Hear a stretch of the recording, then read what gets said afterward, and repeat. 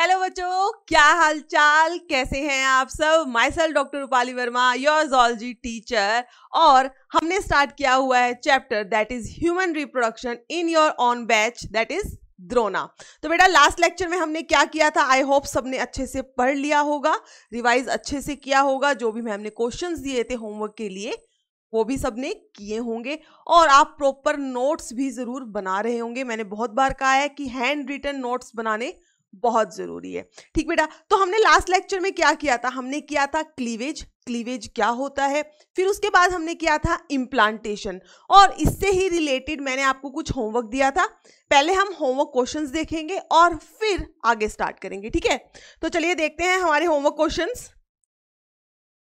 तो बेटा first question था आपका मैच कॉलम 1 विथ कॉलम 2। हमें यहाँ पे दो कॉलम दिए हैं और हमें मैच करना है कि कौन सा किससे मैचिंग है। सबसे पहले क्या है बेटा, मॉन्स प्यूबिस। अगर आपको याद हो तो जब हमने फीमेल एक्सटर्नल जेनिटिलिया किया था वहां मैंने आपको क्या बताया था कि क्लाइटोरिस के ऊपर क्या होता है, fatty tissue which is covered by pubic hair. ठीक है, तो सबसे पहले क्या होगा, मॉन्स प्यूबिस का क्या हो जाएगा बेटा, option number 3 that is female external genitalia. तो हम यहाँ देखते हैं ए के साथ 3, ये तो तीनों में ही है। चलो एंट्रम, एंट्रम क्या होता है, एंट्रम होता है कैविटी या जिसको हम कहते थे लिकर फॉलिक्यूलाई, जो आपको कहां पर मिलती है, टर्शरी फॉलिकल में भी मिलती है और ग्राफियन फॉलिकल में भी मिलती है। तो चलो देखते हैं, तो बी का हो जाएगा 4। ठीक, इसमें भी है, इसमें भी बी का 4, यहां पर भी है। चलो नेक्स्ट है ट्रोफोएक्टोडर्म। ट्रोफोएक्टोडर्म हमने कहाँ किया था, जब कल हमने एम्ब्रियो फॉर्मेशन की थी लास्ट लेक्चर में। तो जो बाहर वाली लेयर थी उसे हम क्या कहते थे, या तो ट्रोफोब्लास्ट कहते हैं या ट्रोफोएक्टोडर्म कहते हैं, जिसकी हेल्प से जो डेवलपिंग एम्ब्रियो है वो अटैच कर जाता है यूट्राइन वॉल के साथ। क्लियर है इतनी बात, तो सी का होना चाहिए 1, ये हो गया 1। नेक्स्ट नेबरकर। नेबरकर अगर आपको याद हो जब हमने किया था स्पर्म का स्ट्रक्चर, उसमें मिडल पीस के अंदर मैंने आपको बताया था कि माइटोकॉन्ड्रिया होता है और कैसी शेप में होता है, स्पाइरल शेप में, जिसे हम क्या कहते हैं, नेबरकर्न कहते हैं। तो डी का हो जाएगा बेटा 2। So correct answer for this question is option number B. Clear, now moving on to next question. एक मिनट बेटा, तो अगर हम ये वाला क्वेश्चन देखें, यहां पर भी हमें क्या दिया है, कॉलम 1 और कॉलम 2, इसकी फिर से मैचिंग करनी है। क्लीवेज, क्लीवेज क्या होता है, cleavage is the mitotic division. तो ए का हो जाएगा 2, ए का 2 किसमें है, इसमें भी है और इसमें भी है। नेक्स्ट है आपका मोर्यूला।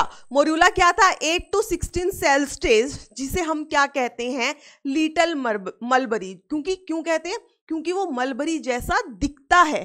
ठीक है, तो morula is little mulberry, means B का हो जाएगा 4।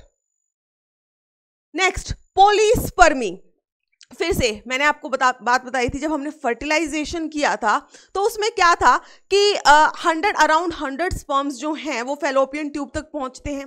ठीक है, जब वो फैलोपियन ट्यूब पर पहुंच गए तो उनमें से सिर्फ एक ही स्पर्म जो है फर्टिलाइज कर सकता है उस सेकेंडरी oocyte को।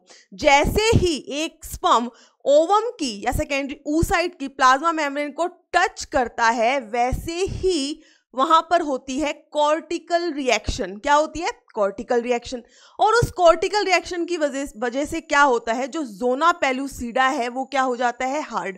तो जैसे ही जोना पेलुसिडा हार्ड होता है और जो स्पर्म्स हैं वो उस ओवम के अंदर एंट्री नहीं कर पाते, इसे हम कहते हैं कि पॉलीस्पर्मी नहीं हो रही है। और हुआ क्या है, मोनोस्पर्मी, मींस एक ही स्पर्म ने जो है उस सेकेंडरी oocyte को फर्टिलाइज किया है। ठीक है, तो पॉलीस्पर्मी वर्ड बेसिकली हमने कहां यूज किया था, इन द फर्टिलाइजेशन। तो सी का हो जाएगा बेटा 1, ये है सी का 1। Then implantation. इम्प्लांटेशन कहां पर होती है, इम्प्लांटेशन होती है endometrial wall of the uterus, means D का हो जाएगा आपका 3, डी का हो जाएगा 3। So option number A is the correct answer for this question. Clear, now the next one is implantation takes place after. मैंने आपको बताया था कि जो पहले क्या बनता है, जायगोट बनता है। जैसे ही जायगोट बना विद इन 30 आवर्स क्या होती है, फर्स्ट माइटोटिक डिवीजन होती है, जिसे हम क्लीवेज कहते हैं। मींस 2 दिन के अंदर फर्स्ट माइटोटिक डिवीजन हो गई, उसके बाद 4 सेल स्टेज आती है, फिर 8 to 16 सेल, मेनली जो 16 सेल स्टेज है उस वो कब होती है, 4th डे पर। ठीक है, अब उस 16 के बाद कितने सेल्स बनते हैं, 32 के बाद कितने बनेंगे बेटा, 64। ठीक है, और जब वो 64 सेल का एक सॉलिड मास बनता है तो वो सेल्स रीअरेंजमेंट स्टार्ट करते हैं। बाहर वाली लेयर को हम कहते हैं ट्रोफोएक्टोडर्म और अंदर वाली जो लेयर है उसे हम कहते हैं इनर सेल मास। और वो ट्रोफोएक्टोडर्म जो है उस टाइम पर अटैच कर जाती है endometrial wall of the uterus, जिसे हम क्या कहते हैं, इम्प्लांटेशन। जिसे हम क्या कहते हैं बेटा, इम्प्लांटेशन। और ये कब होती है, after 7 days of the fertilization. ठीक है, तो इम्प्लांटेशन जो है it takes place after 7 days of fertilization. याद रहेगा ये बात, तो आंसर हो जाएगा आपका इसमें ऑप्शन नंबर सी। तो ये था आपका होमवर्क। आई होप सबने किया होगा, सबको समझ भी आया होगा। क्वेश्चन की नंबरिंग थोड़ी चेंज है, उससे कंफ्यूज नहीं होना है। ठीक है, तो बेटा हमने इम्प्लांटेशन तक आई थिंक समझ आ गया। एक बार हम फिर से देखेंगे, इसको रिवाइज कर लेते हैं हम।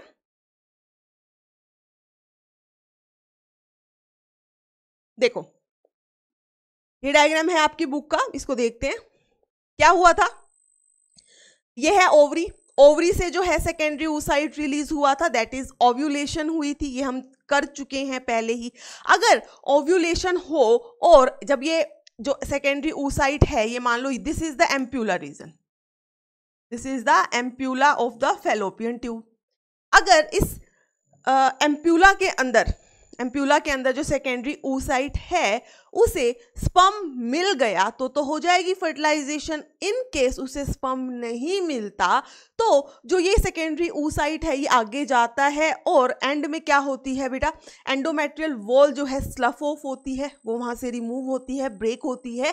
साथ साथ में ये जो सेकेंडरी oocyte है ये भी फीमेल की बॉडी से बाहर आ जाता है। नॉर्मली जब फर्टिलाइजेशन नहीं होती तब ये प्रोसेस चलती है, जिसे हम कहते हैं कि वुमेन के अंदर मेंस्ट्रुअल साइकिल चल रही है नॉर्मली। और मेंस्ट्रुअल साइकिल एक कितने की होती है जो हम एवरेज लेकर चलते हैं, it is of 28 days। Clear है ये बात तो, ठीक है। लेकिन वो एक सिनेरियो हम ऑलरेडी डिस्कस कर चुके हैं।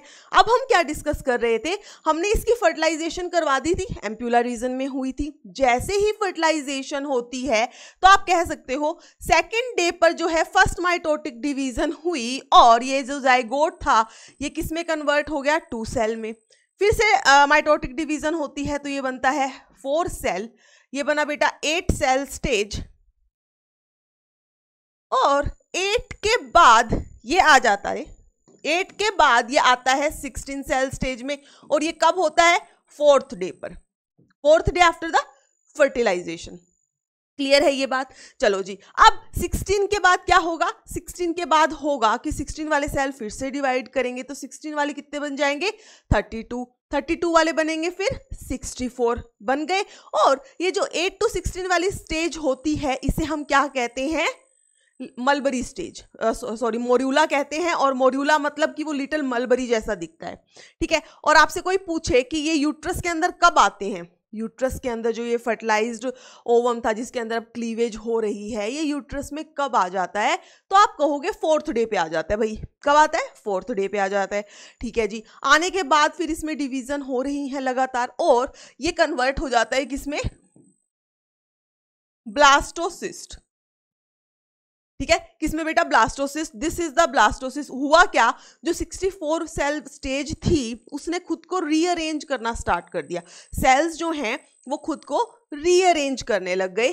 कैसे, जो बाहर वाली लेयर है उसे हम क्या कहते हैं, ट्रोफोब्लास्ट या ट्रोफोएक्टोडर्म, और अंदर के जो सेल थे उन्हें हम क्या कहते हैं, इनर सेल मास। जब कुछ ऐसा स्ट्रक्चर बन जाता है इसे हम कहते हैं ब्लास्टोसिस्ट, इसे हम क्या कहते हैं, ब्लास्टोसिस्ट, जिसमें ये जो ट्रोफोप्लास्ट वाली लेयर है ये अटैच कर जाती है यूट्रस के साथ, अटैच कर गई यूट्रस के साथ, ठीक है। इसको ही हम क्या कहते हैं, ब्लास्टोसिस्ट इम्प्लांटेशन या जस्ट इम्प्लांटेशन। कब होती है, 7th डे पर। और ये सब क्या है, आफ्टर फर्टिलाइजेशन है, जब ये फर्टिलाइजेशन हुई उसके 7th डे पर, ठीक है। हो गई। अब क्या होगा बेटा, जो ये आपके यूट्रस के जो सेल है, जो एंडोमेट्रियम लाइनिंग है, ये भी क्या करती है, रैपिडली डिवाइड करना शुरू करती है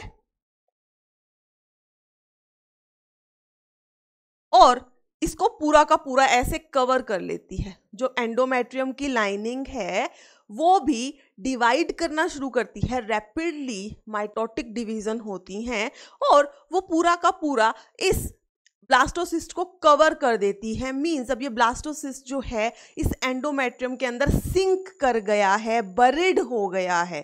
ठीक है, इस स्टेज को हम कहते हैं कि भाई इम्प्लांटेशन हो गई है और woman is now pregnant. Women क्या है, अब प्रेग्नेंट है। बेटा इतनी बात क्लियर थी? चलो ये हम सब कर चुके हैं और मैंने आपको बताया था ट्रोफोब्लास्ट का काम है कि इसको यूट्रस से ज्वाइन करवाना, जो डेवलपिंग एम्ब्रियो है उसको न्यूट्रिशन प्रोवाइड करना। ये ट्रोफोब्लास्ट ही अल्टीमेटली क्या बनाने वाली है, प्लेसेंटा। अगर आपको याद हो तो मैंने आपको बताया था कि जो ट्रोफोब्लास्ट है वो भी 2 सेल लेयर बना लेती है। ट्रोफोब्लास्ट भी 2 सेल लेयर बना लेती है। देखो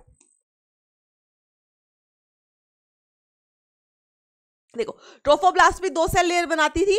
ठीक है, एक तो ऐसे विलाई की फॉर्म में जिसे बोलते थे हम सिंक्टियोट्रोफोब्लास्ट बोलते थे, और जो सेल लेयर अंदर की तरफ रह जाती होगी उसे हम क्या कहते थे, साइटोट्रोफोब्लास्ट। इस डायग्राम से नहीं, आप खुद अपने नोट्स खोलो, फटाफट से अपने नोट्स खोलो और उसके अंदर देखो आपने डायग्राम बनाया होगा, मैम ने बनवाया था कि ट्रोफोब्लास्ट डिवाइड करती है 2 लेयर में। एक तो ऐसे विलाई लाइक स्ट्रक्चर जिसे कहते हैं सिंक्टियोट्रोफोब्लास्ट, अल्टीमेटली उसने प्लेसेंटा बनाना है। ठीक है, और अंदर वाली लेयर को क्या कहते हैं हम, साइटोट्रोफोब्लास्ट। सिमिलरली जो अंदर वाला जो इनर सेल मास था ना बेटा, वो भी खुद को डिवाइड करना शुरू करता है। देखो उस इनर सेल मास से ही अल्टीमेटली पूरा एम्ब्रियो बनना है। इस ट्रोफोब्लास्ट का काम सिर्फ क्या है कि इस एम्ब्रियो को एंडोमेट्रियम से ज्वाइन करवा के रखना, इसको न्यूट्रिशन प्रोवाइड करना। लेकिन जो पूरा बच्चा बनेगा, जो पूरा फीटस, जो एम्ब्रियो बनेगा, वो किससे बनेगा, इनर सेल मास से। ठीक है, फिर हमने किया था बेटा कि जो इनर सेल मास है वो भी डिवाइड करना शुरू करता है और अंदर वाली लेयर एक कॉल्यूमनर लंबे लंबे सेल की लेयर बनती है जिसे कहते हैं एपीब्लास्ट, और दूसरी लेयर बनती है जिसे कहते हैं हम हाइपोब्लास्ट।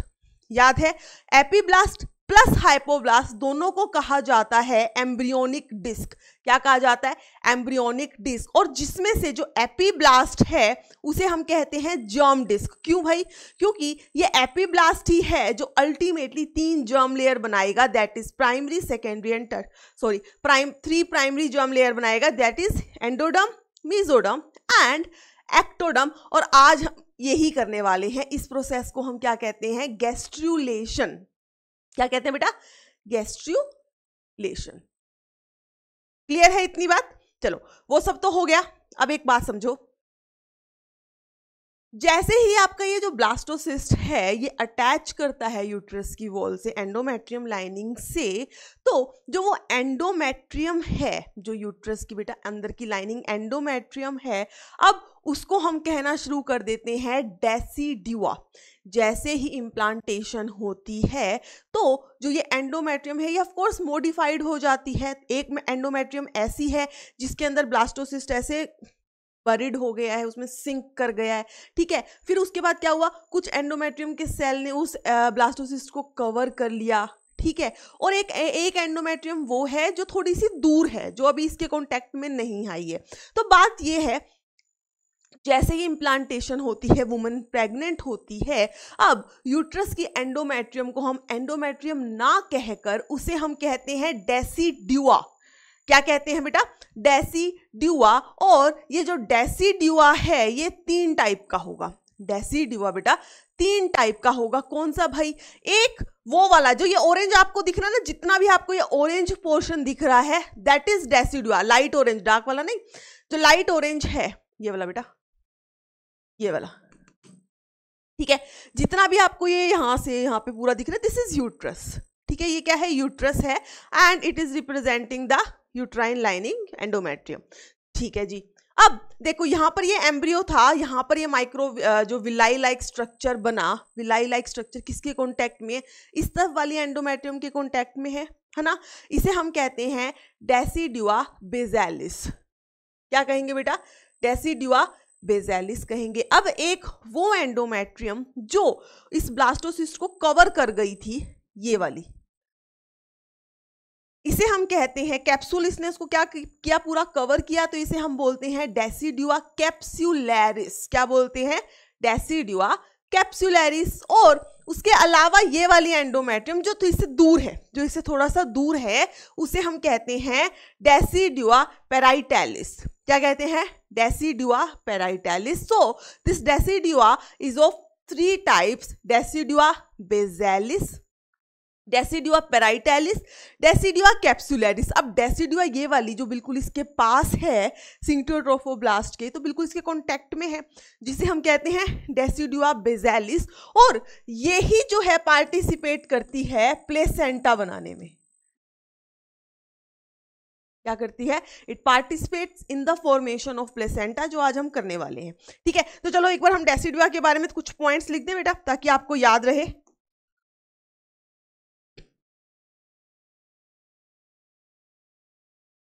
तो हम क्या लिख सकते हैं कि after implantation the uterine lining जो है it is modified and now it is called as the decidua. ठीक है, तो इसमें आप क्या लिखेंगे?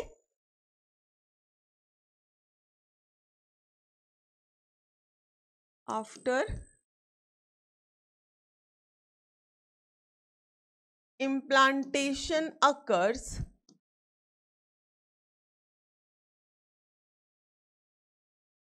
a portion of uterine wall is modified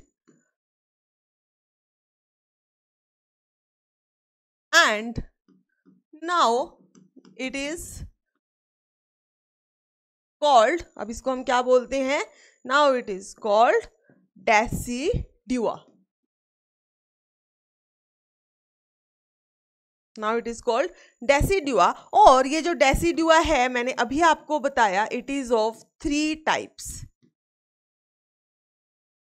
ठीक है बेटा, 3 टाइप्स का है। एक तो होगा आपका डेसिडुआ बेसिलस, जिससे प्लेसेंटा भी बनने वाला है। सेकंड होगा डेसिडुआ कैप्सुलैरिस,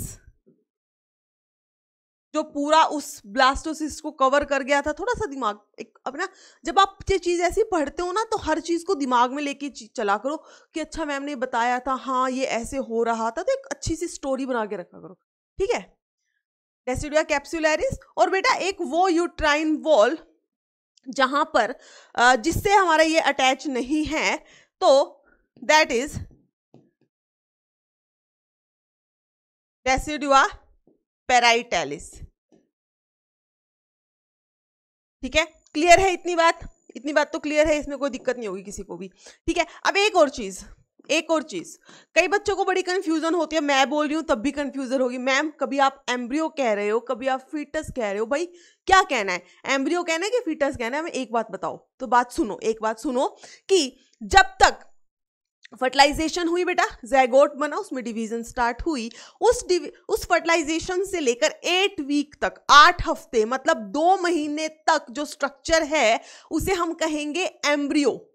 उसे हम क्या कहेंगे? एम्ब्रियो। 2 मंथ के एंड होने पर, उससे लेकर जब तक बर्थ नहीं हो जाता बेबी का, तब तक उसे कहा जाता है फीटस। क्लियर है ये बात? तो एम्ब्रियो क्या होगा बेटा? अप टू 8 वीक्स, और you can say end of 2nd month. ठीक है, ऐसे ही फीटस क्या होगा? From the end of 2nd month या 8 वीक टिल बर्थ। क्लियर है अब ये बात? अब इसमें कोई कंफ्यूजन नहीं होनी चाहिए कि एम्ब्रियो किसको कहा जाता है, फीटस किसको कहा जाता है। ठीक है, ठीक है, जो अभी हम बात कर रहे हैं ना कि भाई ब्लास्टोसिस्ट बन गया, प्लेसेंटा भी बनाएंगे, जर्म लेयर भी बनाएंगे, ये सब कुछ एम्ब्रियो में हो रहा है। ठीक है, ये सब कुछ क्या हो रही है, स्टार्टिंग की सारी चीजें कहाँ हो रही है, एम्ब्रियो में। उसके बाद तो ऑर्गेनोजेनेसिस स्टार्ट हो जाएगी, ऑर्गन्स बनने शुरू हो जाते हैं। बट 2 महीने तक मींस अप टू 8 वीक्स जो है, हम उसे क्या बोलने वाले हैं, एम्ब्रियो बोलने वाले हैं। ठीक है, क्लियर है ये बात बेटा? ऑल क्लियर सबको? ठीक, लिख लिया सबने, नोट्स बना लिए? चलो, तो ये था हमारा कुछ टॉपिक। आज जो हम करने वाले हैं, आज हम क्या करेंगे बेटा, आज हम करने वाले हैं gastrulation and placenta formation. Gastrulation करेंगे और प्लेसेंटा। गैस्ट्रुलेशन अगर आपको याद हो, सबसे पहली बात तो गैस्ट्रुलेशन के बारे में एक पॉइंट ये है कि गैस्ट्रुलेशन का मतलब क्या होता है। What is gastrulation? First lecture में हमने आपको बताया था, सारे पॉइंट्स मैंने आपको लिखवाए थे, पूरी एक फ्लो चार्ट की टाइप में आपको लिखवाया था मैंने। इम्प्लांटेशन होने के बाद, ठीक है, ब्लास्टूला बना, ब्लास्टूला का इम्प्लांटेशन हो गई। इम्प्लांटेशन जब हो जाती है तो वो जो ब्लास्टूला है, वो जो ब्लास्टोसिस्ट है, वो स्टार्ट कर देता है गैस्ट्रुला फॉर्मेशन, या वो यूं कह लो कि अब वो कहेगा कि भाई ठीक है, अब मेरे को एक जगह मिल गई, मेरे को प्रॉपर न्यूट्रिशन मिल रहा है, क्योंकि मैं यूट्रस की वॉल से अटैच हो गया हूं। अब मैं करता हूं अपना काम शुरू, अब मैं जर्म लेयर बनाऊंगा। तो जब मैं जर्म लेयर बनाऊंगा तभी तो मैं ऑर्गन बनाऊंगा, तभी तो पूरा फीटस डेवलप होगा भाई। ठीक है, so this is gastrulation. Gastrulation क्या है? द ट्रांसफॉर्मेशन ऑफ ब्लास्टोसिस्ट और blastula into gastrula with 3 primary germ layers. Gastrula का मतलब ही क्या है, जीजी, gastrula germ layer with 3 primary germ layer. By कैसे बनाएगा? By morphogenic movement of the cells, by rearrangement of cell. ये जो सेल्स हैं उसके अंदर जो इनर सेल मास वाले, वो खुद को रीअरेंज करना शुरू करेंगे और उन मूवमेंट्स को कहा जाता है मोर्फोजेनिक मूवमेंट। और ये जो जैसे हमने बोला कि इम्प्लांटेशन जो है वो कब होती है, 7th डे ऑफ फर्टिलाइजेशन पे होती है। सिमिलरली गैस्ट्रुला फॉर्मेशन जो है वो होती है आफ्टर 15 डेज ऑफ फर्टिलाइजेशन। ठीक है, तो गैस्ट्रुला फॉर्मेशन या गैस्ट्रुलेशन जो है वो कब होती है बेटा? After 15 days of fertilization. Clear? तो चलो लिख देते हैं इसको हम। So now the next topic is gastrulation. पहला पॉइंट तो यही लिख दो, it occurs after 15 days of fertilization. occurs after 15 days of fertilization। अब इसकी डेफिनेशन लिखते हैं, what is gastrulation? So the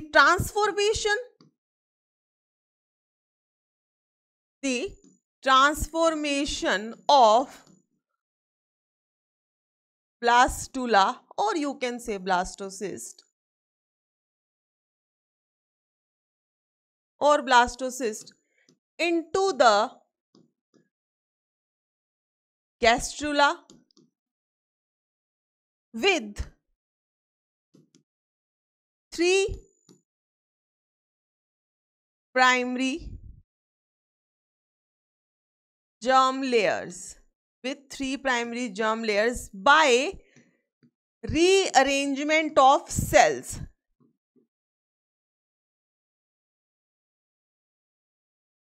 by rearrangement of cells. और बेटा जो रीअरेंजमेंट ऑफ सेल है ना, इसे हम क्या कह देते हैं? इसे हम कहते हैं मोर्फोजेनिक मूवमेंट। तो कभी आपको ये वर्ड देखने को मिले ना, मोर्फोजेनिक मूवमेंट, तो कंफ्यूज नहीं होना है। सॉरी, ठीक है। So the transformation of blastula और the blastocyst into the gastrula with 3 primary germ layers by rearrangement of cells is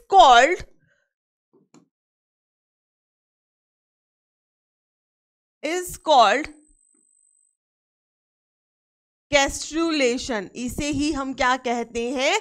gastrulation कहते हैं। क्लियर है ये बात? चलो अब एक चीज, एक स्ट्रक्चर बनाते हैं। देखो हमने जो है लास्ट लेक्चर में एक ये स्ट्रक्चर बना दिया था कुछ इस टाइप का, अगर आपको याद हो बेटा।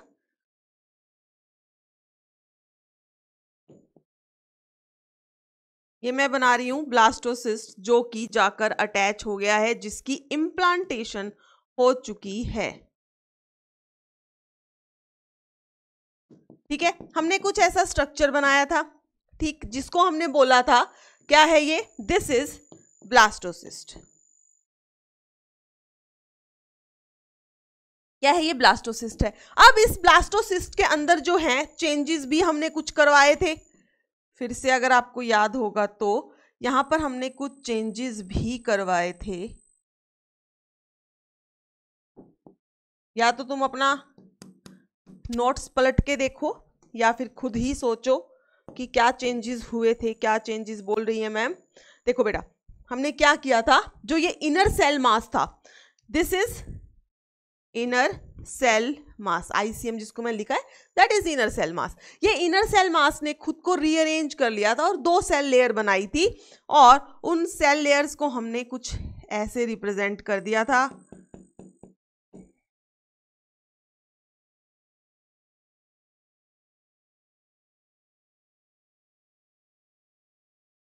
याद आ रहा है? एक तो हमने कॉल्यूमनर सेल लेयर बना दी थी ऊपर वाली, और नीचे वाली जो है वो क्यूबॉइडल सी ही सेल लेयर थी। और इन सेल्स को हम कहते थे बेटा, दीज आर द एपीब्लास्ट, और ये क्या था हमारा?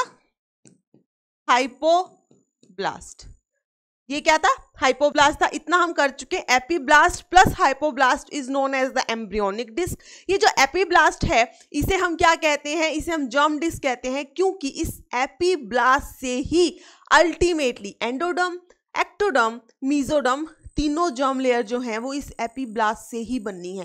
बेटा ये चीज मैं आपको बहुत अच्छे से लास्ट लेक्चर में करवा चुकी हूं।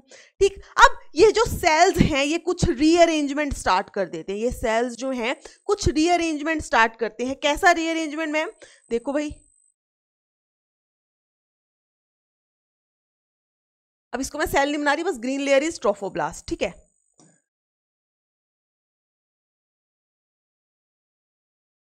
सेल्स को हम थोड़ा ऐसे दिखा देते हैं, कैसे भी दिखा लो एक ही बात है।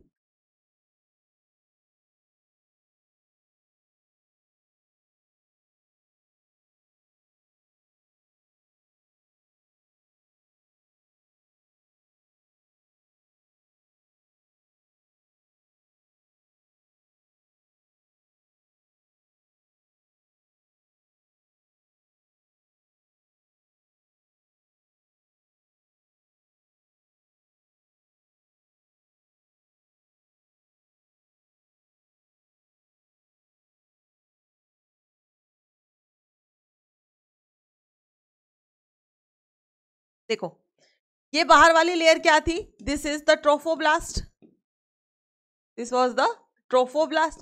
अब इन ट्रोफोब्लास्ट से बेटा एक और लेयर बनती है। ये जो सेल्स बने हैं, these are known as the एम्नियोजेनिक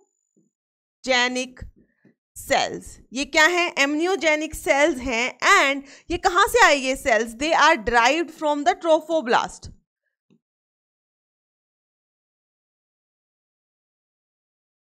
they are derived from trophoblast.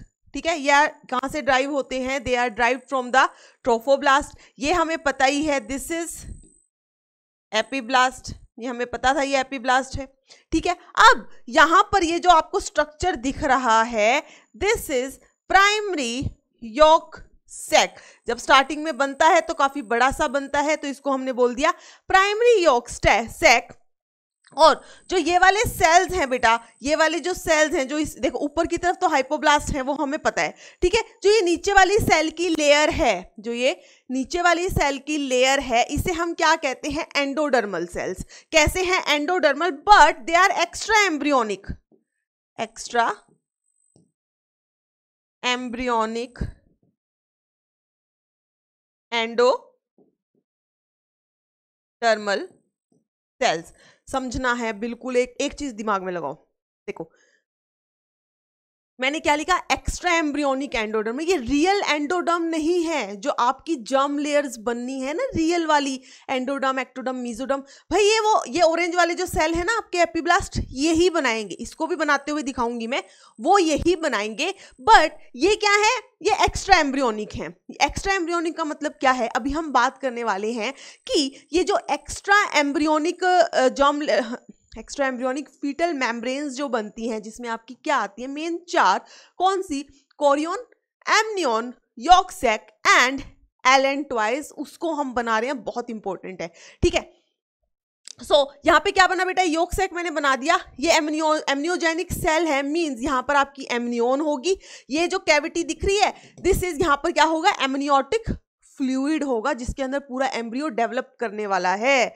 ठीक है, इतनी बात होगी क्लियर। अब ये वाला जो आपका स्ट्रक्चर है, इसी के अंदर फर्दर क्या होती हैं, अरेंजमेंट होती हैं सेल्स की डिफरेंट, और अल्टीमेटली ये स्ट्रक्चर कैसा बनता है वो देखते हैं।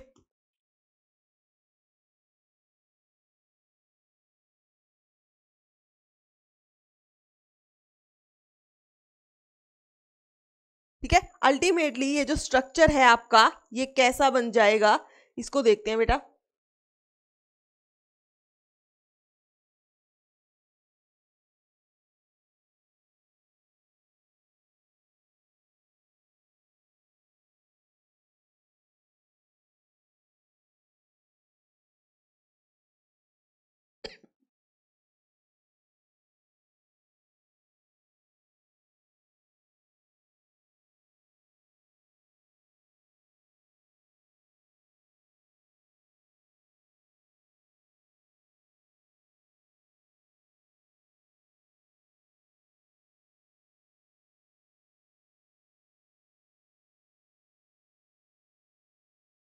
अब इस योग सैक का साइज देखना, पहले के कंपैरिजन में काफी ज्यादा कम हो गया है। हमारी मतलब हमारे अंदर जो है, हमारा जो ये ओवम जो एम्ब्रियो बन रहा है, उसमें योग सैक वैसे भी छोटा सा होता है, तो इसका योग सैक का जो साइज है वो काफी ज्यादा क्या हो गया है, कम हो गया है। और यहां से है आपकी वही वाली लेयर। ठीक है, चलो अब देखते हैं। अब ये जो छोटा सा रह गया, this is the secondary yolk sac. इसको हम क्या कहते हैं बेटा, सेकेंडरी यॉर्क सैक। और अगर आपको थोड़ा सा आइडिया हो, थोड़ा सा कुछ याद आ रहा हो, तो एम्ब्रियो के अंदर जब हम कहते हैं हीमोपोएसिस की बात करते हैं, जो ब्लड सेल्स जो हैं आरबीसी डब्ल्यूबीसी, ये सब जब हम बनने की बात करते हैं, तो जैसे हमारे अंदर क्या है, अभी फिलहाल क्या है, जो एंड ऑफ लॉन्ग बोन्स हैं, that is red bone marrow, वहां से हीमोपोएसिस हो रही है। Haemopoiesis is formation of blood cells. ठीक है, बट जब एक एम्ब्रियो होता है, स्टार्टिंग में सबसे पहले उसके अंदर जो हीमोपोएसिस है वो कहां पर होती है, इस यॉर्क सैक से। सबसे पहले जो ब्लड है, जो आरबीसीज हैं, वो कहां पर कौन बनाता है बेटा, यॉर्क सैक बनाता है, वो ये वाला यॉर्क सैक है।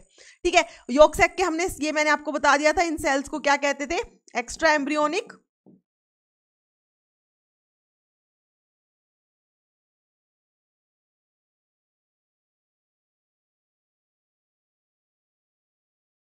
ठीक है, ये सारा क्या हो जाएगा, this is the amniotic fluid. ठीक है, ये स्ट्रक्चर जो है, दिस इज एमनियन। यहां से बनने वाला है आपका कोरियन। एमनियन हो गया, कोरियन हो गया। ठीक है, फिर उसके बाद यहां पर भी जो हैं सारे क्या हैं, बहुत सारे सेल्स प्रेजेंट है। ठीक है, यहाँ पे क्या है बेटा, देखा देखा ही पहले ये साइज कितना छोटा था, इस वाले में देखो कितना छोटा है। अब क्या हुआ, ये छोटे हो गए बीच वाले, और बाहर वाला जो एरिया है वो बढ़ गया, ये बढ़ा हुआ एरिया है। तो ये वाले जो सेल्स हैं, they are representing extra embryonic mesoderm. ठीक है, ये क्या है,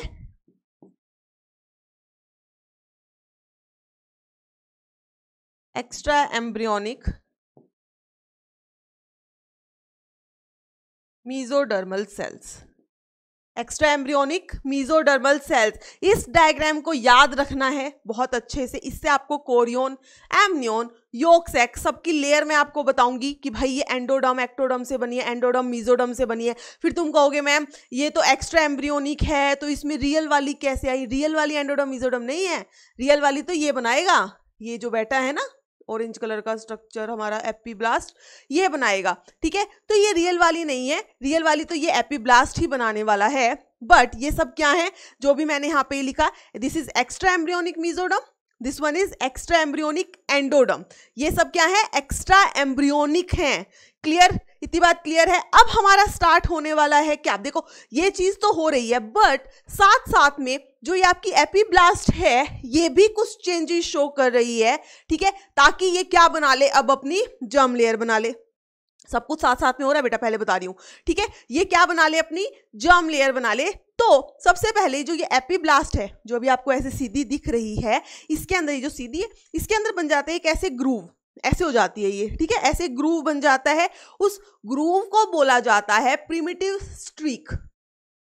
ग्रूव को बोला जाता है प्रिमिटिव स्ट्रीक। जब ये प्रिमिटिव स्ट्रीक आपको दिखे तो ऐसे मान लो कि अब जर्म लेयर्स बन रही हैं, ठीक है। चलो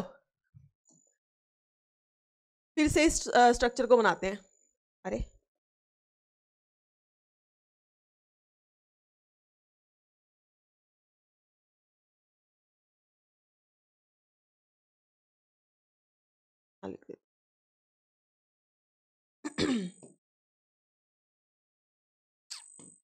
ऐसे नहीं करना इसको।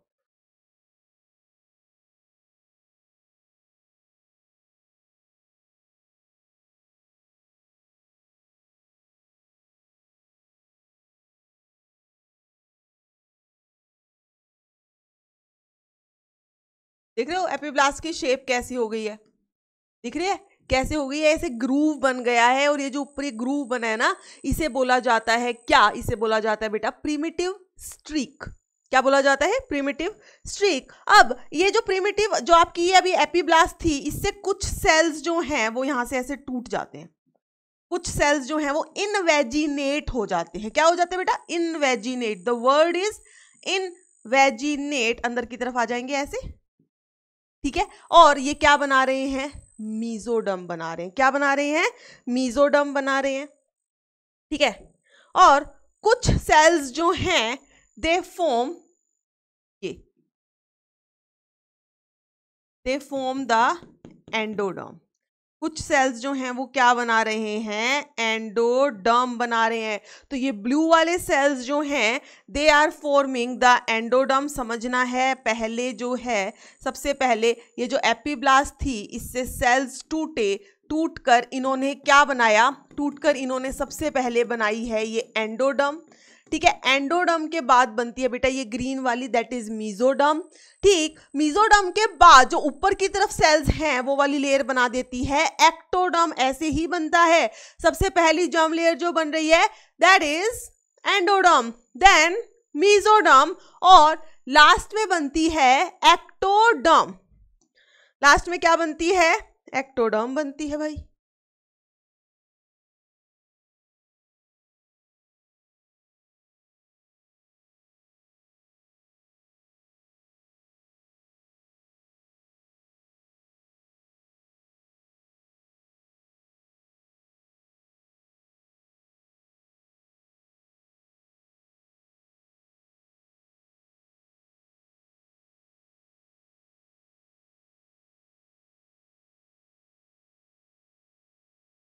चलो नेमिंग करें जरा। तो ये तो ट्रोफोब्लास्ट है ही। यहां पर ये क्या बन रहा होगा? एमनियोन। ये ऑफ कोर्स क्या है? कोरियोन, ठीक है। यहां सारा फ्लूइड है जिसे हम कहते हैं एमनियोटिक फ्लूइड। इतना आपको सब अच्छे से याद है,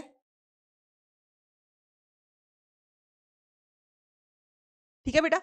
फिर अब देखो ये वाला जो स्ट्रक्चर है, ये वाला, इस ग्रूव को बोला जाता है, दिस इज प्रिमिटिव स्ट्रीक।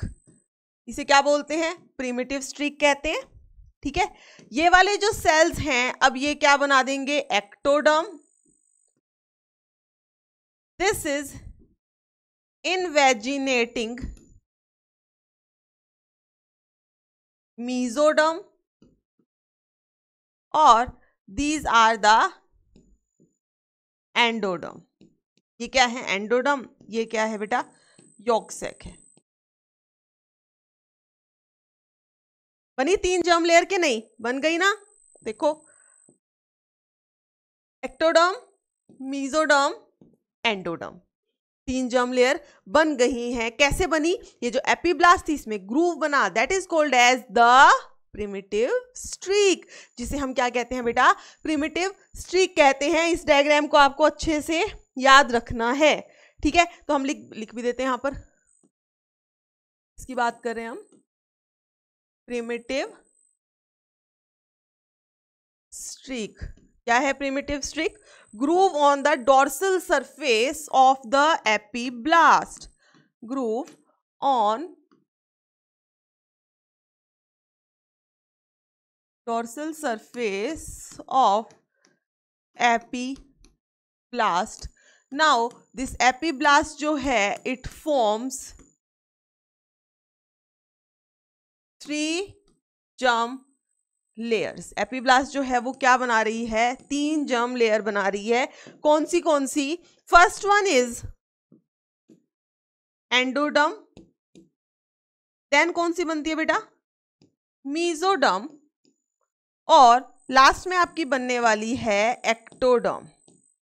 ठीक है, ऐसे ही बनती हैं, समझना. फर्स्ट नंबर पे एंडोडर्म, सेकंड नंबर पे मेसोडर्म, थर्ड नंबर पे एक्टोडर्म. आपसे पूछ लिया जाता है ये क्वेश्चन कि भाई 3 जर्म लेयर तो बन रही है, हमें ये बताया जाए कि फर्स्ट जर्म लेयर कौन सी बनेगी. आपको तीनों ऑप्शन दे देंगे, एंडोडर्म, एक्टोडर्म, मेसोडर्म. बट अब हमें पता है सबसे पहले कौन सी बनती है, एंडोडर्म बनती है, फिर बनती है बेटा मेसोडर्म, और फिर बनती है एक्टोडर्म. कैसे बनती है, ये जो एपीब्लास्ट है ये बनाती है.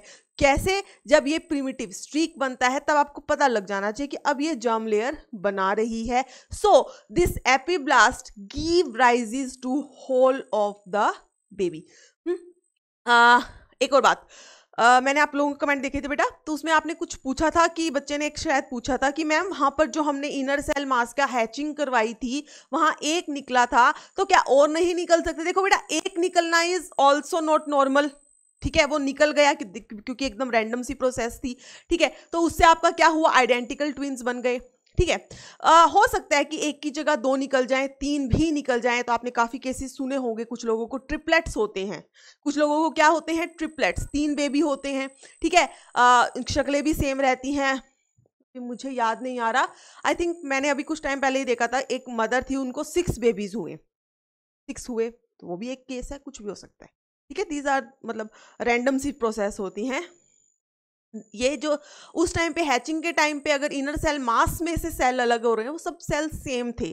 ठीक है, वो अपने आप को डिवाइड करना शुरू कर देते हैं. हाँ बेटा, कोई बच्चा कह रहा था मैम वो न्यूट्रिशन कहाँ से लाएगा. बेटा वो खुद अपनी अपनी लेयर बनाना शुरू कर देगा. अब वो अपनी लेयर्स खुद बनाना शुरू कर देगा, खुद की ट्रोफोब्लास्ट बनाएगा, खुद के इनर सेल बनाएगा, जाके यूट्रस से अटैच हो जाएगा, सब कुछ करेगा अब वो.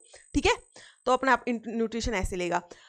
अब कई बार होते हैं, ये हमने बात की थी आइडेंटिकल ट्विन या कह लो मोनोजाइगोटिक ट्विन, एक ही जाइगोट से जो है 2 बच्चे बन गए. कुछ होते हैं डाइजाइगोटिक ट्विन्स या नॉन आइडेंटिकल, देखा होगा आपने. कुछ एक होता है भाई बहन इकट्ठे हो गए, 2 बहन इकट्ठी हुई बट उनकी शक्लें अलग हैं, ऐसा भी होता है. तो they are the dizygotic twins. Normally क्या होता है, एक ओवरी है, दूसरी ओवरी है, एक मंथ में ये ओवरी एग प्रोड्यूस करती है, दूसरे मंथ में ये एग, ऐसे इनका ऑल्टरनेट चलता है. बट देखो ह्यूमन बींग्स हैं, हमारी बॉडी के अंदर बहुत सारे चेंजेस होते रहते हैं. ठीक है, मान लो किसी टाइम पे कुछ ज़्यादा ही हार्मोन रिलीज हो गई भाई. ठीक है, तो दोनों ओवरीज ने क्या किया, ओवम रिलीज कर दिया. जब दोनों ओवरीज ने ओवम रिलीज किया मीन्स दोनों ही फैलोपियन ट्यूब में सेकेंडरी oocyte आ गया. उस टाइम पे हो गई इंसेमिनेशन, दोनों को ही क्या मिल गया, स्पर्म मिल गया. दोनों को ही क्या मिला, स्पर्म मिला. अब डिपेंड करता है स्पर्म्स मैंने आपको बताया था 50% क्या होते हैं एंड्रोस्पर्म्स, जिनके पास क्या होगा वाई क्रोमोसोम। कुछ होते हैं 50% गायनोस्पर्म, जिनके पास होगा एक्स क्रोमोसोम। अब डिपेंड करता है कि भाई एक इस फैलोपियन ट्यूब में है, एक इस फैलोपियन ट्यूब में है, दोनों के पास स्पर्म भी जा रहे हैं, कौन सा स्पर्म गया वो तो किसी के कंट्रोल में नहीं है। हो सकता है एक के पास एक्स चला जाए, एक के पास वाई चला जाए, या दोनों के पास ही एक्स चला जाए, या दोनों के पास ही वाई चला जाए। ठीक है, अब क्या हुआ, उन दोनों का स्पर्म, जो बच्चे अब होंगे, जो एम्ब्रियो बनेंगे, जो फीटस बनेंगे, उन दोनों के एग भी अलग थे बेटा, स्पर्म भी अलग थे, वो तो बिल्कुल ही डिफरेंट पर्सनैलिटीज होंगी। उन्हें हम कहते हैं नॉन आइडेंटिकल ट्विंस, और नॉन आइडेंटिकल ट्विंस काफी कॉमन होते हैं। क्लियर है, अब बात होगी क्लियर। अगर दो एग्स एक साथ में फर्टिलाइज हो जाते हैं, दोनों ओवरीज ने जो है एग रिलीज कर दिए, तब बनते हैं डाइजाइगोटिक ट्विन। अगर एक ही हैचिंग के टाइम पर वहीं से कोई स्टेम सेल जो है अलग हो गया है, तब आपका बनता है बेटा identical twin. All clear, doubt clear है, चलो हाँ ठीक है। तो अब हमने क्या किया है, हमने अब जर्म लेयर की फॉर्मेशन करवा दी, मतलब गैस्ट्रुलेशन हो चुकी है। अब हम करने वाले हैं क्या, प्लेसेंटा की फॉर्मेशन। ठीक है, अब हम क्या करने वाले हैं, प्लेसेंटा। इतनी कुछ चीजें हो रही हैं, तो ये जो हमारा सेल्स हैं, जो एम्ब्रियो हैं, इन सबको क्या चाहिए, न्यूट्रिशन भी चाहिए। ठीक है, तो इसके लिए ये क्या करेगा, प्लेसेंटा बनाएगा। बट उससे पहले ये जो एम्ब्रियोनिक लेयर्स हैं, ठीक है, एक्स्ट्रा एम्ब्रियोनिक मेम्ब्रेन कह लो या फीटल लेयर्स कह लो, इनको एक बार हम अच्छे से एक डायग्राम बना देती हूँ, आपको बता देती हूँ कौन सी लेयर किससे ड्राइव हो रही है। ठीक है, तो चलो ये लेयर बनाते हैं। अरे यार,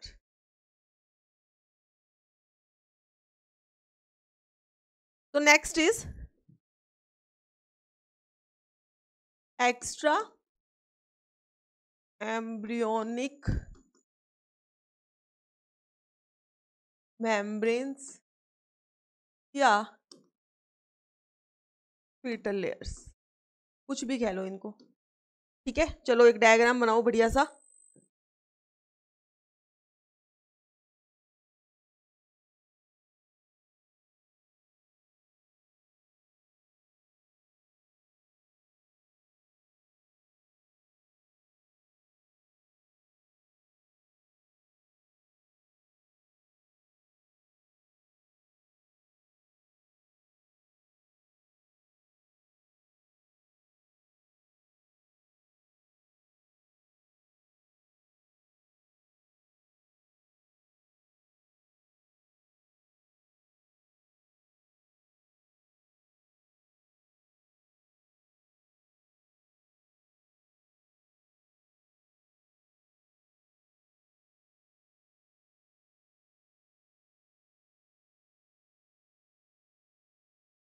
दिस इज एम्ब्रियो। ये क्या है बेटा, एम्ब्रियो है। ठीक है, इसके अराउंड मैंने कुछ कुछ ये स्ट्रक्चर से बना दिए हैं। इनमें से एक है आपका योक सैक। ठीक है, एक तो है योक सैक और दूसरा क्या होगा, एलेंटॉयज होगा। One is yolk sac and one is allantois. एक मिनट रुको,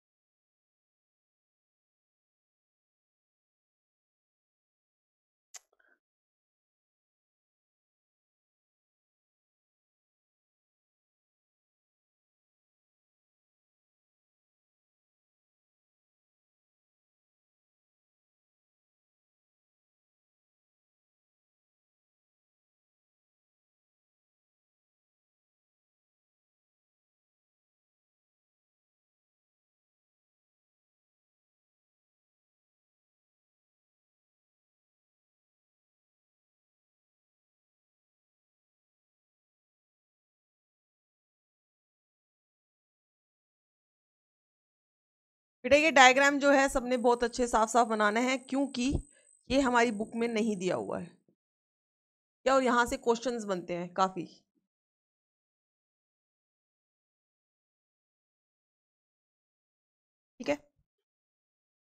तो अब इसकी नेमिंग करते हैं।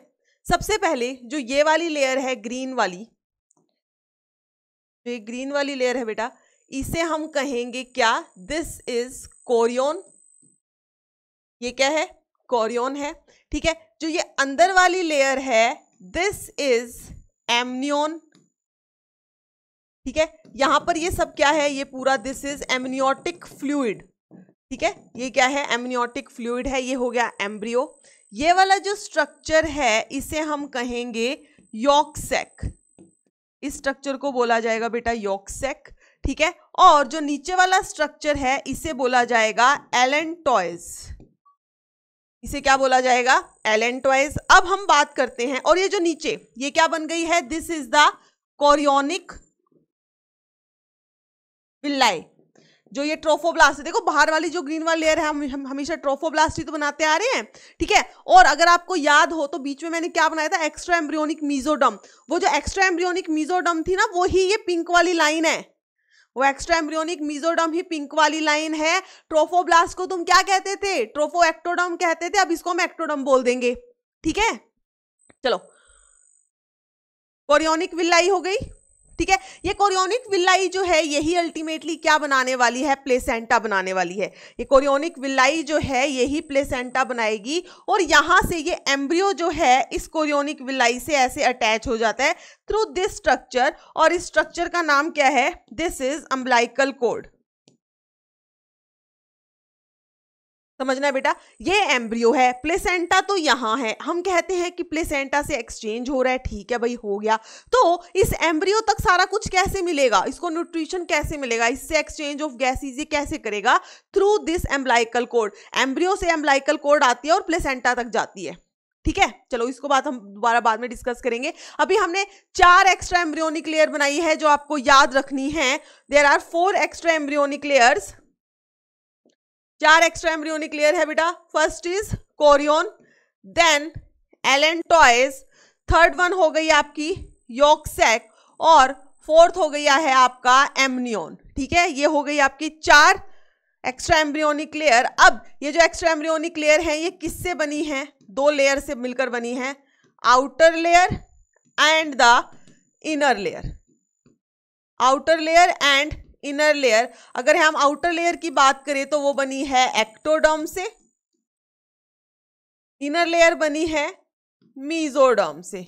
दिख रही है यहाँ पे? ये जो आपकी कोरियन है वहां पे 2 लेयर है, एक ग्रीन वाली होगी और ये पिंक वाली होगी। तो ग्रीन वाली लेयर क्या है? एक्टोडर्म है।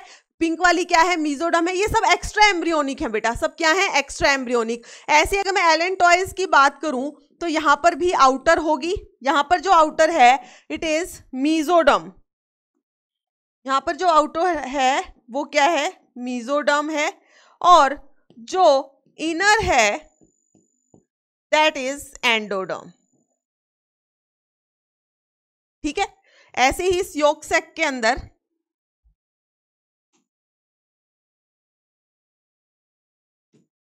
आउटर जो है वो है मीजोडर्म, और इनर जो है वो है बेटा endoderm.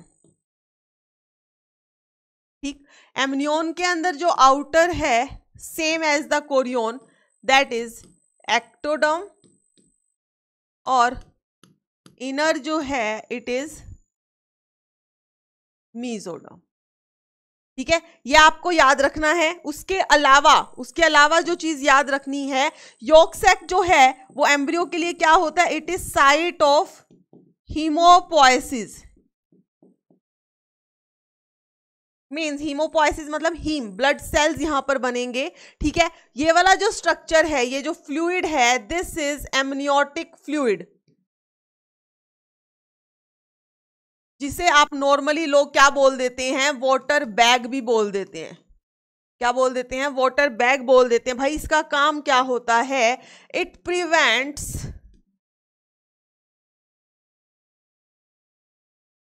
Desiccation of embryo. Embryo जो है उसका डेसिकेशन नहीं होने देता, मींस ड्राइंग। ड्राइंग नहीं होने देता, उसको शॉक से प्रिवेंट करता है। मैकेनिकल अगर कोई इंजरी हो रही है, शॉक जो होता है उससे प्रिवेंट करता है। So this is embryo. ये सारी की सारी उसकी एक्स्ट्रा एम्ब्रियोनिक लेयर्स हो गई। कौन सी बेटा? Amnion, chorion, yolk sac and allantois. जैसे अब कहो मैम ये इतना क्यों लिखवा दिया? देखो एमनियोन पे क्वेश्चन आया था, एमनियोन पे क्वेश्चन आया था कि एमनियोन जो है कौन सी लेयर से ड्राइव होती है। 2016 या 17 का क्वेश्चन है, ठीक है। तो यहां पर मैंने लिख दिया कि वो एक्टोडर्म मीजोडर्म से। भाई एक बार एमनियोन पूछ लिया, अगली बार कोरियोन पूछ लिया तो तुम क्या कहोगे? मैम ने तो करवाया नहीं, बट अब मैम ने करवा दिया है और तुम्हारा काम है इसको याद रखना। इसलिए मैंने आपको वो सब बताया था कि एक्स्ट्रा एम्ब्रियोनिक एंडोडर्म बनती है, एक्स्ट्रा एम्ब्रियोनिक मीजोडर्म। याद आ रही है? एक्स्ट्रा एम्ब्रियोनिक एंडोडर्म थी नीचे की तरफ योक सैक के अराउंड। याद आया बेटा? कुछ याद आना चाहिए। क्लियर है इतनी बात सबको? ऑलमोस्ट सबको आई थिंक मैंने इसमें सब कुछ आपको बता दिया है, ठीक है। ये हो गया बेटा। नेक्स्ट जो टॉपिक है आपका, आपकी बुक के अंदर जो लिखा हुआ है that is pregnancy and embryonic development, ऐसे करके लिखा हुआ है, ठीक है। हम वहां पर लिख देते हैं सीधा ही क्या? प्लेसेंटा। हम क्या लिख रहे हैं?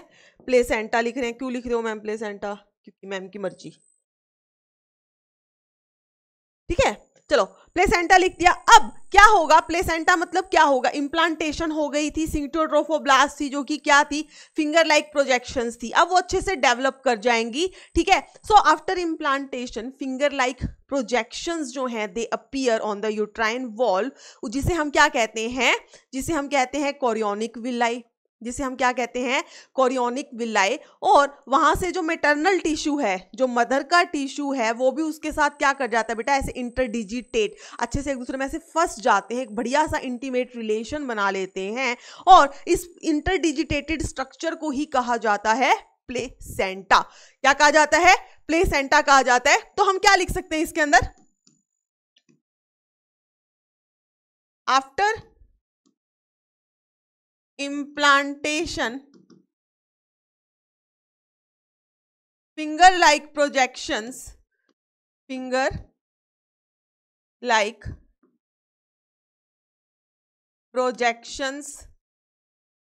appear trophoblast. कहां पर अपीयर होती है? ट्रोफोब्लास्ट, ये तो याद है ना, ठीक है। Finger like projections appear on the trophoblast, ठीक है, जिसे हम क्या कहते हैं? जिसे हम कहते हैं बेटा कोरियोनिक विलाई। और ये जो कोरियोनिक विलाई है it is surrounded bye maternal tissue.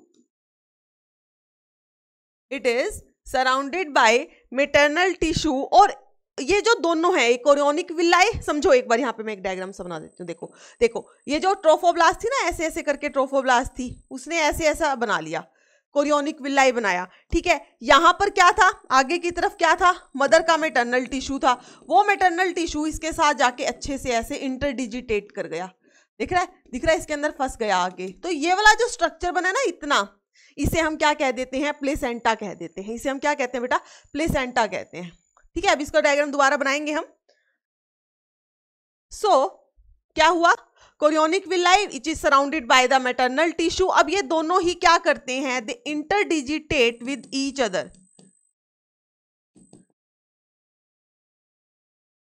डिजिटेट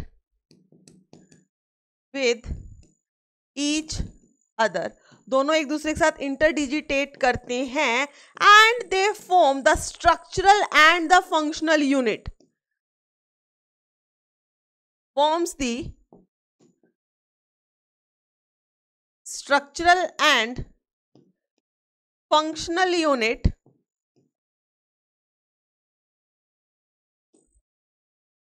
between, इसके बीच में? बिटवीन एम्ब्रियो या फीटस, बाद में तो फीटस हो जाएगा वो, ठीक है। तो हम दोनों लिख देते हैं एम्ब्रियो या कह लो कि fetus. Between embryo, functional unit between embryo and maternal tissue, between embryo and maternal tissue. और इस स्ट्रक्चरल एंड फंक्शनल यूनिट को ही बोला जाता है क्या? प्लेसेंटा। इसे ही क्या बोला जाता है बेटा? प्लेसेंटा बोला जाता है। So after implantation finger like projections appear on the trophoblast, ठीक है, उन फिंगर लाइक प्रोजेक्शंस को बोला जाता है कोरियोनिक विल्लाए। ये कोरियोनिक विल्लाए जो हैं they get surrounded by the maternal tissue, दोनों एक दूसरे के साथ इंटरडिजिट ऐसे फंस जाते हैं और एक स्ट्रक्चरल एंड फंक्शनल यूनिट बना लेते हैं जिसे कहा जाता है प्लेसेंटा। जिसे क्या कहा जाता है? प्लेसेंटा कहा जाता है। इतनी बात क्लियर है? अब हम इसका डिस्कस करने वाले हैं, या अब हम इसका बनाएंगे बेसिकली पूरा डायग्राम बनाएंगे कि ये प्लेसेंटा आखिर दिखता कैसे है। ठीक है बेटा, तो चलिए अब हम देखते हैं प्लेसेंटा का, देखते क्या है, प्लेसेंटा का डायग्राम बना ही लेते हैं। ठीक है, चलो।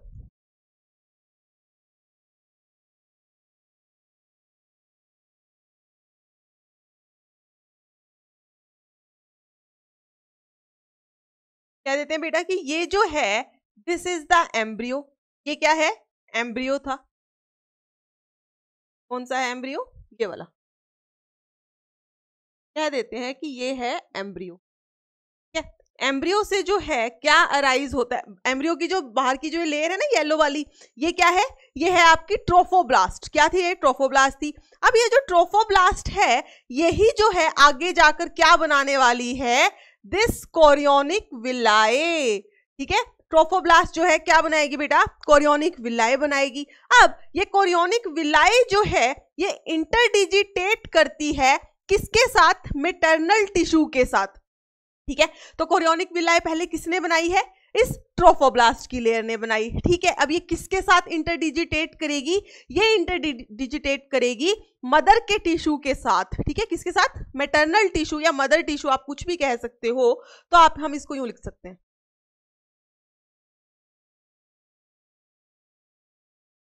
कुछ इस टाइप से जो है, या इसको छोड़ो,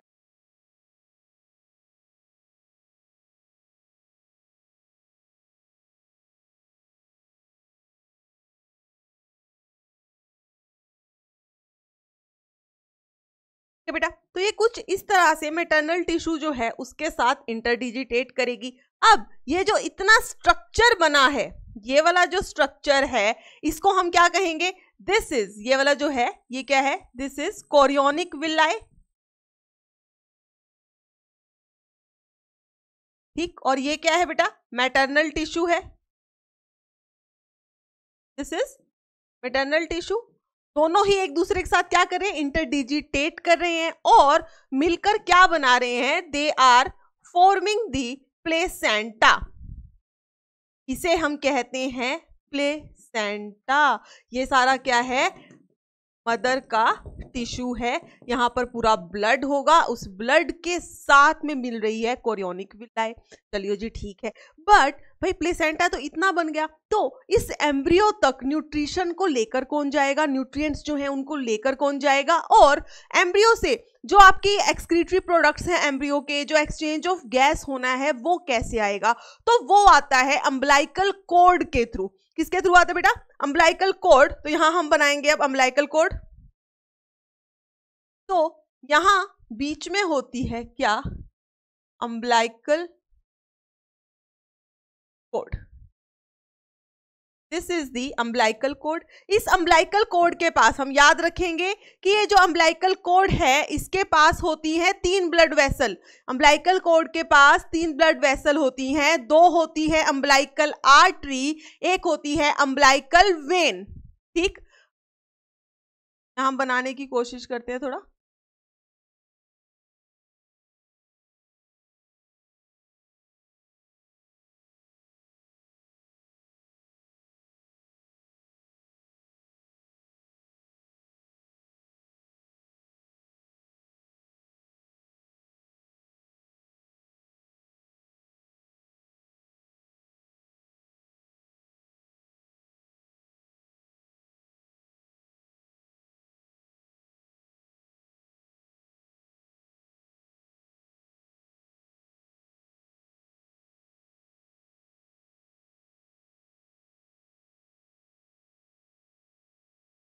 नेमिंग कर देते हैं।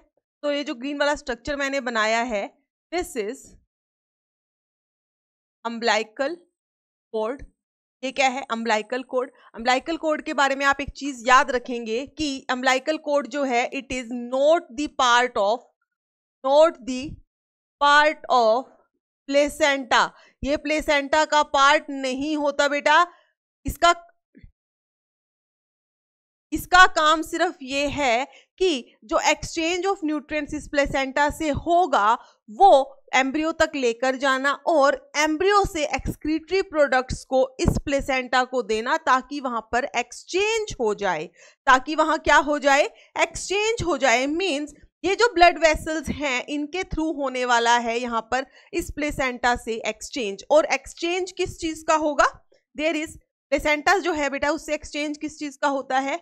Exchange of nutrients, excretory products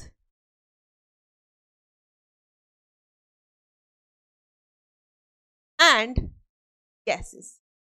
excretory products and gases उन सब का यहां पर एक्सचेंज होगा। फिर एक चीज और लिख लो कि जो अम्बिलाइकल कॉर्ड होती है it contains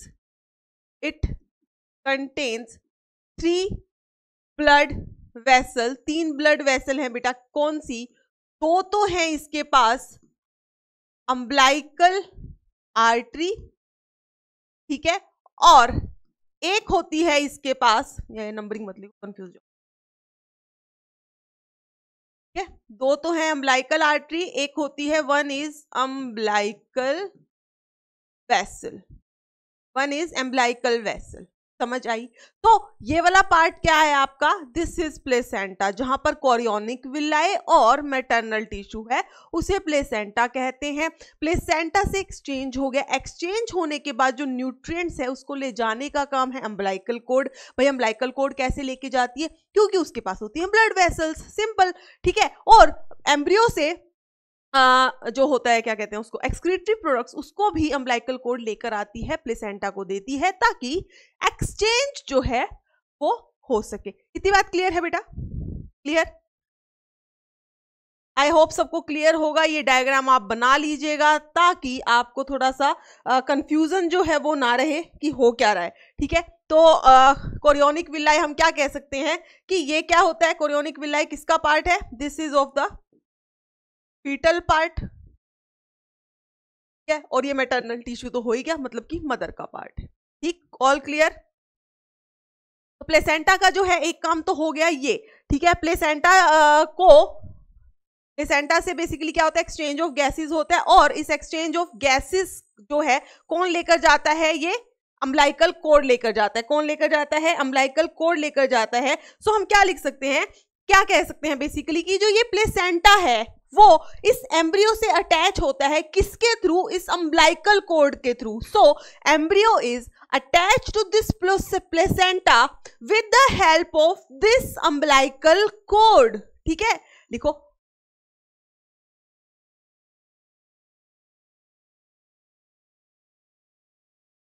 placenta is attached to fetus with the help of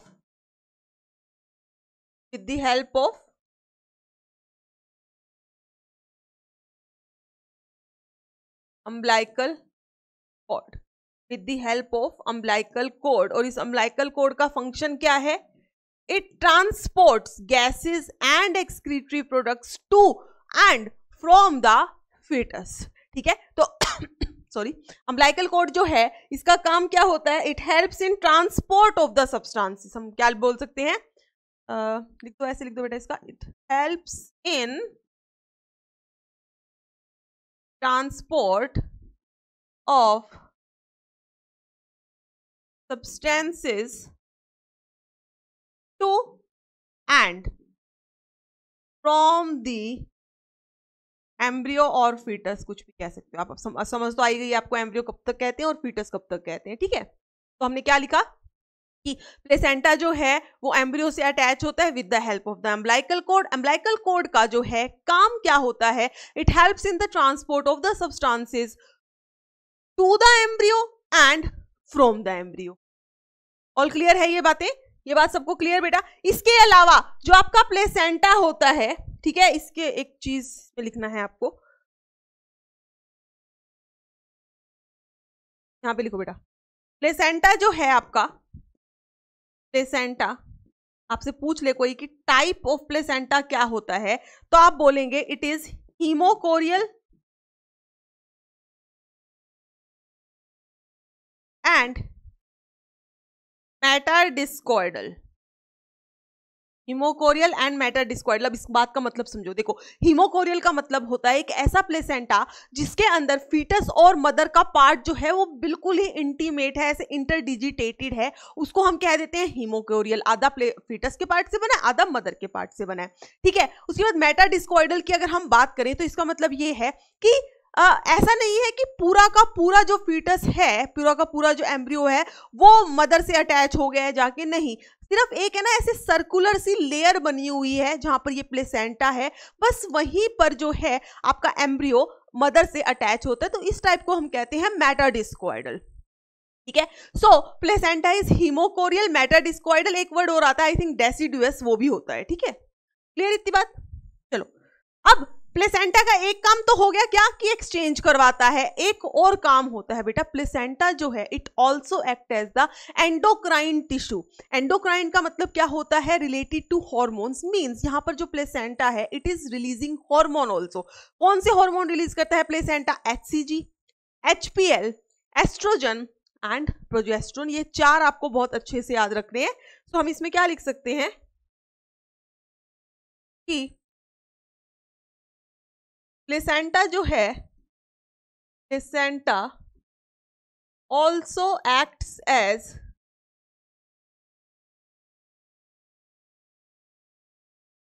endocrine tissue, ठीक है, also act as endocrine tissue, releases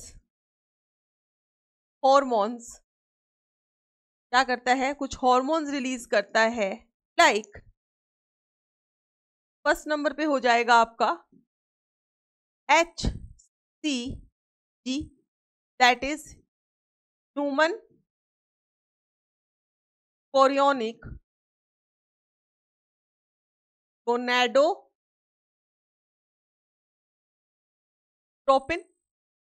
next हो जाएगा बेटा आपका HPL, that is human placental lactogen, human placental lactogen. Third number पे आप लिख सकते हो estrogen, then progesterone etcetera. Main आपको जो है यही याद रखने हैं, HCG, HPL, estrogen and progesterone. एक पॉइंट और लिखिए बेटा कि in the later phase of pregnancy, जब प्रेगनेंसी का बिल्कुल लेटर फेज होता है, मींस लास्ट के जो मंथ्स चल रहे होते हैं, पार्ट्यूशन के करीब है, मतलब चाइल्ड बर्थ के करीब है, उस टाइम पर जो ओवरी होती है वो एक और हार्मोन रिलीज करना शुरू करती है and that is called as relaxin, जिसे हम क्या कहते हैं? रिलैक्सिन। अब ओवरी में कौन सिक्रेट करेगा? ओवरी में कुछ सेल्स हैं, फॉलिकल्स हैं, वो सिक्रेट करेंगे। कौन से फॉलिकल बेटा? कॉर्पस ल्यूटियम, ठीक है। सो हम इसमें क्या लिख सकते हैं? इन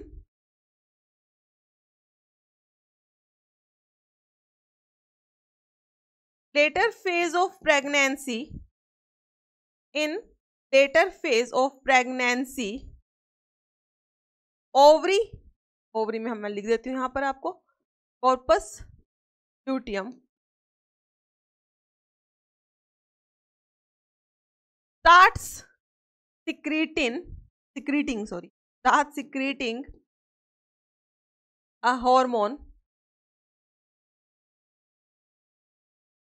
से हम क्या कहते हैं? Relaxin, which is called as relaxin, ठीक। तो ओवरी जो है, और ओवरी में कौन? Corpus luteum. दोनों में से कोई अगर ऑप्शन आ जाए, कहीं पे ओवरी लिखा हो तो आप ओवरी टिक कर देंगे। भाई रिलैक्सिन कौन रिलीज करता है? ये इसलिए लिखवा दिया बेटा क्योंकि काफी इंपॉर्टेंट है, इस पे क्वेश्चन आया भी हुआ है, ठीक है। तो ओवरी में कौन रिलैक्सिन कौन रिलीज करता है? ऑप्शन आएगा ovary, you will write ovary. अगर ऑप्शन आ जाए कॉर्पस ल्यूटियम तो आप कॉर्पस ल्यूटियम लगा देना। ठीक है, चलो ये हो गया।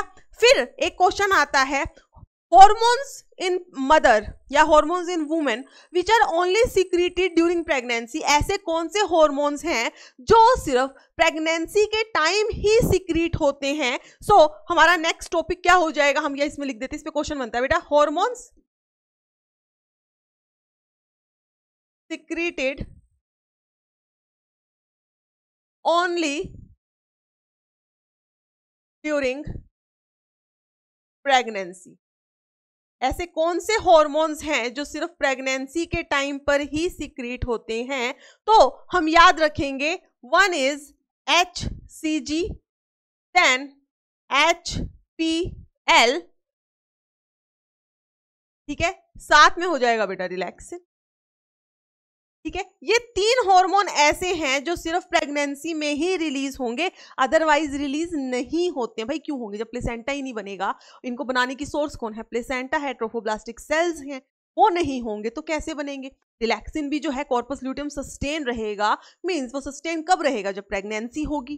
ठीक है, तो बस तभी रिलीज होगा। आज ना मैंने अभी कुछ टाइम पहले आपका एक कमेंट देखा लास्ट लेक्चर में, एक बच्चे ने पूछा था कि मैम प्रेगनेंसी में फर्टिलाइजेशन होगी क्या? भाई अगर फर्टिलाइजेशन ही नहीं होगी तो प्रेगनेंसी कैसे होगी? फर्टिलाइजेशन होती है तभी तो प्रेगनेंसी होती है। Fertilization means fusion of the egg and sperm. तो बेटा जब फ्यूजन होगी तभी प्रेगनेंसी होगी, बिना फ्यूजन के, बिना फर्टिलाइजेशन के प्रेगनेंसी नहीं हो सकती है। क्लियर है ये बात?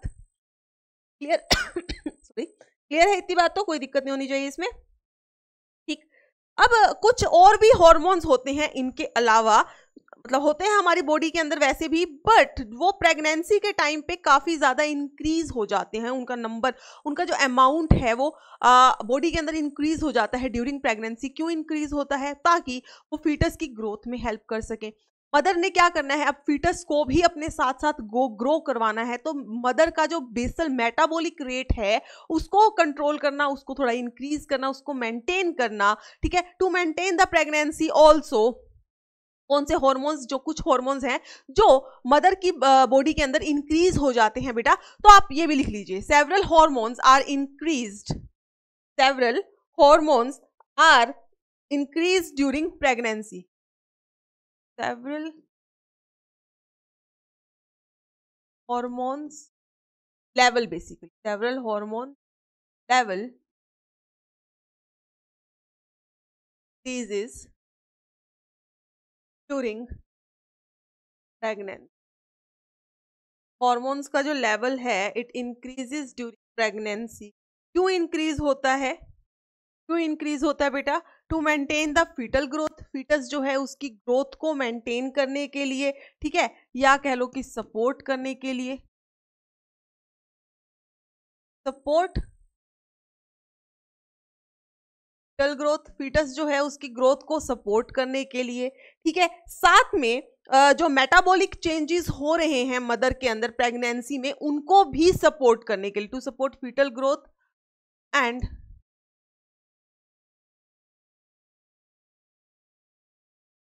metabolic changes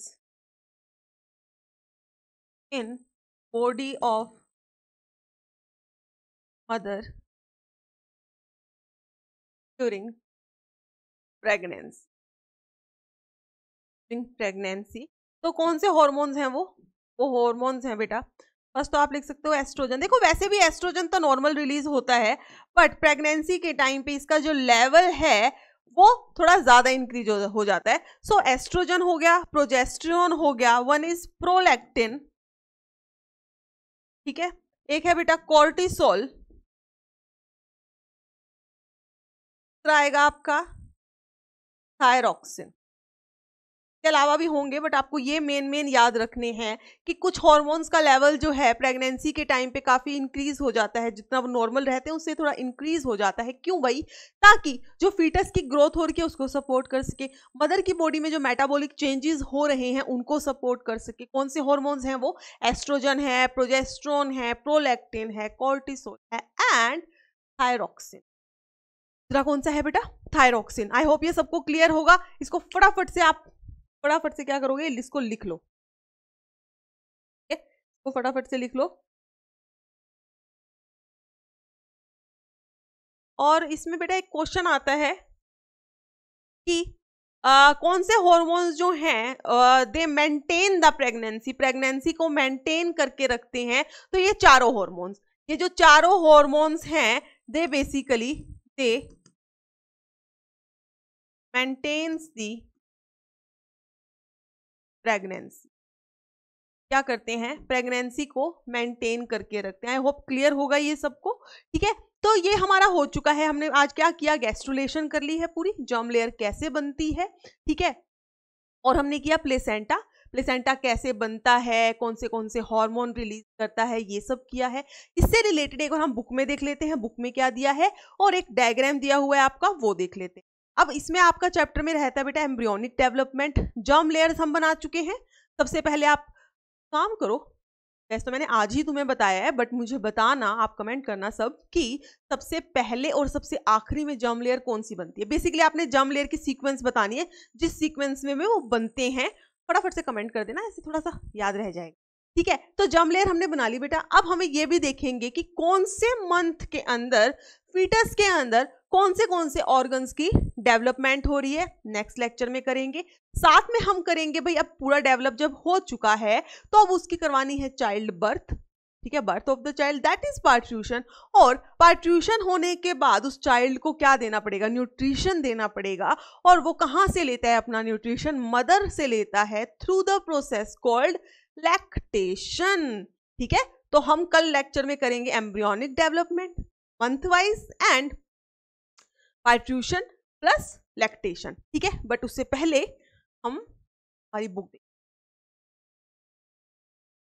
ये देखो, ये वाला डायग्राम देखो बेटा पहले तो, ठीक है। ये डायग्राम दिख रहा है, ये ऊपर वाला पार्ट क्या है, this is the fundus of the uterus, याद आ रहा है। यहां से क्या आ रही है, फेलोपियन ट्यूब, ये फेलोपियन ट्यूब रही होगी, ठीक। यहां नीचे क्या है, सर्विक्स, ये देखो यहां पर क्या बन गया है, प्लग बन गया है सर्विक्स के अंदर, म्यूकस प्लग। कई बार आप लोगों को लगता है कि मैम ने इतना एक्स्ट्रा करवा दिया, बट मैंने आपको बताया था कि जब प्लेसेंटा, जो कॉर्पस ल्यूटियम जो है, बाद में प्लेसेंटा जब प्रोजेस्ट्रॉन जब रिलीज करता है, वो प्रोजेस्ट्रॉन क्या करता है, सर्विक्स के अंदर म्यूकस के सिक्रीशन को इंक्रीज करता है टू फॉर्म द प्लग। याद आ रही है, कुछ बताया था, ठीक है। तो ये क्या है, दिस इज एम्ब्रियो, एम्ब्रियो। और यहाँ पे देखो ये क्या बनी हुई है, प्लेसेंटल विलाई कह लो या कोरियोनिक विलाई कह लो, ठीक है। ये कोरियोनिक विलाई और इस एम्ब्रियो से अटैच है, तो थ्रू दिस स्ट्रक्चर जिसको हम कहते हैं umbilical cord with its vessel. और कितनी वेसल है बेटा, 3 वेसल है, 2 अम्बिलिकल आर्टरी है, 1 अम्बिलिकल वेन है, ठीक। ये क्या होगी, पूरी कैविटी हो गई यूट्रस की, इसमें कोई दिक्कत नहीं है, ठीक। यहाँ पर कहीं पर ये छोटा सा दिख रहा है आपको, ये वाला, ये कंफ्यूज जाते हैं बच्चों को कौन वाला है, ये दिस इज योक सैक, ये क्या है, योक सैक है। अब ध्यान रखो, यहां पर जो है, यहां पर जो सारा ये मैटरनल टिश्यू होगा, ठीक है, ये क्या है बेटा, दिस इज डेसिडुआ बेसालिस। अरे ये हमने वहां तो लिखा ही नहीं, लिखो भाई वहां पर लिखो फटाफट से। जब हमने प्लेसेंटा बनाया था तो जो हमने मैटरनल टिश्यू लिखा बेटा, यहाँ पे भी तो हम इसको मेंशन करेंगे, तभी तो हमें याद रहेगा।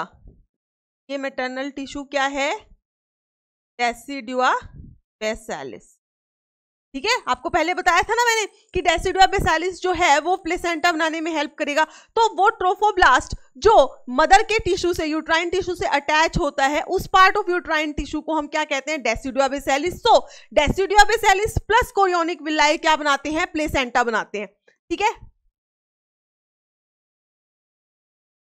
तो हम यहां थे, ठीक है, इतनी बात क्लियर। उसके अलावा जो यहां पर ये सारा का सारा आपका वो है,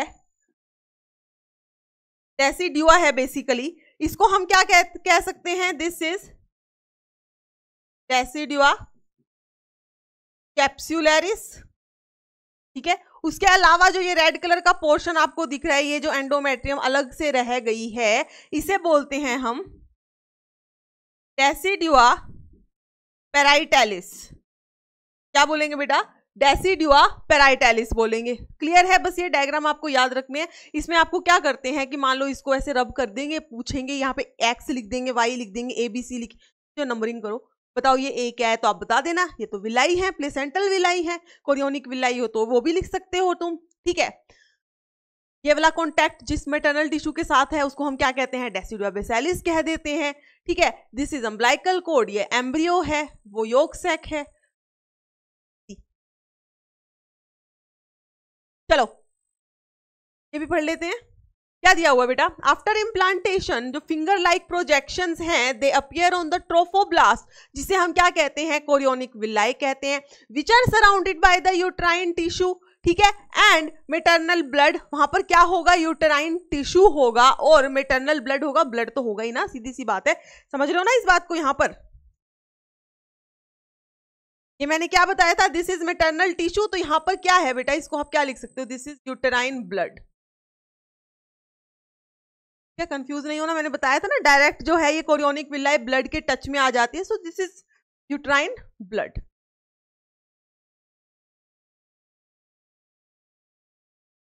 ठीक है, the chorionic villi and uterine tissue become interdigitated with each other and jointly form a structural and the functional unit between the developing embryo या fetus and maternal body, जिसे हम क्या कहते हैं, जिसे हम कहते हैं प्लेसेंटा।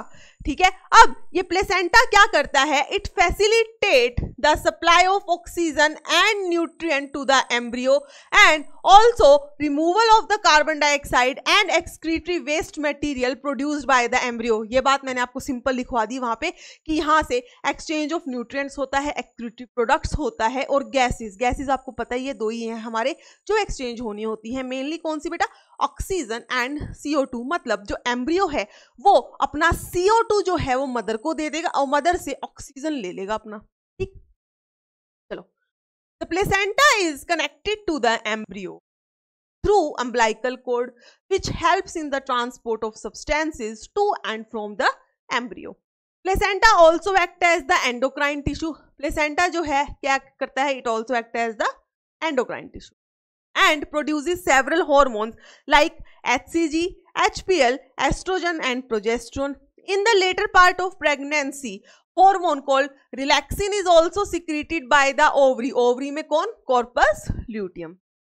देखो, let us remember, ये मैंने आपको लिखवाया है, HCG, HPL and relaxin are produced in women only during the pregnancy। सिर्फ प्रेगनेंसी के टाइम पे ही रिलीज होते हैं। In addition, during pregnancy, the levels of other hormones like estrogen, progesterone, cortisol, prolactin, and thyroxine they also increase several folds in the maternal blood. क्यों increase होता है? Increased production of these hormones is essential for the fetal growth and metabolic changes in the mother and for the maintenance of pregnancy। और साथ में pregnancy को maintain करने के लिए। ठीक है, तो ये था आपका हमारा आज का हमारा लेक्चर बेटा। से रिलेटेड कुछ क्वेश्चंस हैं आपके लिए जो आप करेंगे। This is your homework 1।